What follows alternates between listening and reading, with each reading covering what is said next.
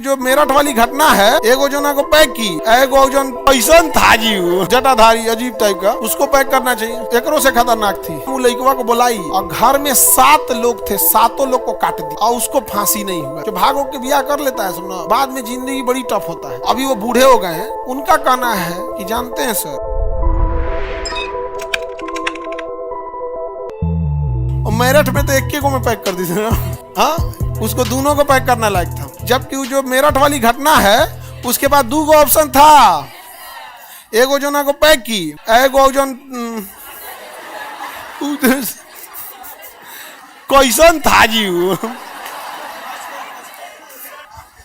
और जो नहीं। तो वो जो यूपी वाली घटना हुई, उस महिला के पास दोनों ऑप्शन था। नहीं समझ आ गया? और जो कुंडली मार टाइप का था, जटाधारी अजीब टाइप का, उसको पैक करना चाहिए। ज्यादा बहकावे में बेचारी आ गई, नहीं समझे उसको। और उसको पैक करने की क्या जरूरत थी? हाँ, एगो शबनम थी, एकरो से खतरनाक थी। शबनम 2021 आज से 10 साल पहले की घटना। शबनम एमए पढ़ी हुई थी। शबनम एमए पढ़ी थी शबनम, और वो गांव के एगो लड़का से फंस गई जो 6 तक पढ़ा था, क्लास 6 तक, 6वीं तक पढ़ा था। तो घर वाला कहा सब कि ये बबनी तोरे एकरा से बियाह हो तो पूरा नाक कट जीतो कि एमए पढ़ी ले का फायदा जब 6 क्लास के लड़का से तो फंस गई। तू करिए कि पहले ने बताना चाहिए, अब तो फंस गए। तो तोरा एमए कैले फायदा का हुआ? अब उस शबनम कही कि हमको बियाह करना है, हमारे घर के लोग बाधा बन रहे हैं।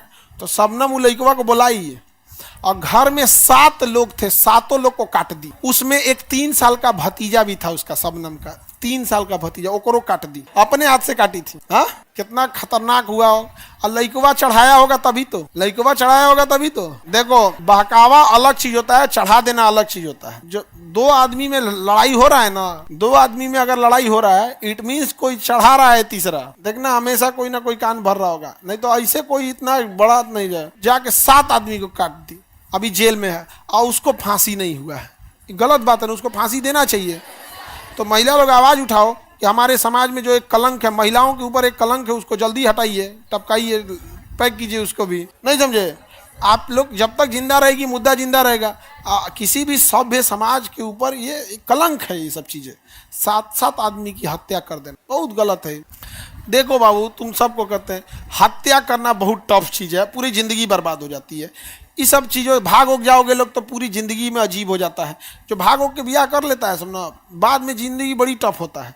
और कई बार उन लोग को ऐसा भी दिक्कत होता है। एक आदमी आए थे हमसे मिले, वो कहीं थे, वो 1972-73 में भाग के ब्याह किए थे। 1970 के आसपास बांग्लादेश की लड़ाई चल रही थी उस टाइम। तो अभी वो बूढ़े हो गए हैं। उनका कहना है कि जानते हैं सर, हम लोग तो भाग के ब्याह किए, अब तो बूढ़े हो गए। वो अपना दुख बता रहे थे कि हम अब बाल बच्चों का ब्याह करने जाते हैं ना, तो पड़ोस वाला कह देता है कि बूढ़ा बूढ़ी जो है सब ना भाग के ब्याह किया है, तो आधा रिश्ता इसी वजह से कट जाता है। समझ रहे हो वो कहना क्या चाह रहा था? कि वो बूढ़े हो गए हैं, अब उन्हें अपने बेटा बेटी के शादी करनी है, तो आधे रिश्ते बस इसलिए कट जाते हैं कि इसके माँ बाप ने शादी भाग के किया था। बड़ी समझ ला। जब तुम इतना रिस्क उठा सकते हो, इतना समाज से लड़ सकते हो, थोड़ा मेहनत करके पढ़ लिख के एक बड़ा अधिकारी बन जाओ, बड़ा जॉब में चले जाओ, एकदम फर्स्ट क्लास में, फिर सब लोग रेडी हो जाएंगे। नहीं समझे? कोई ऐसे कैसे रेडी नहीं होंगे लगे। अभी जून में एगो अपने यहाँ के, अभी जून में बियाह पड़ल है, यहीं पे थे, सब पढ़ते थे, उसको कोई घर वाला रेडी नहीं होता था। अभी उसमें एक वकील है और लड़कियां दरोगा है। माना अब कोई माने ये 2 चीज चाहिए सजा दिलाने के लिए, पकड़ेगा वो कुछ। अब दोनों हो गया, आप कोई बोलेगा नहीं।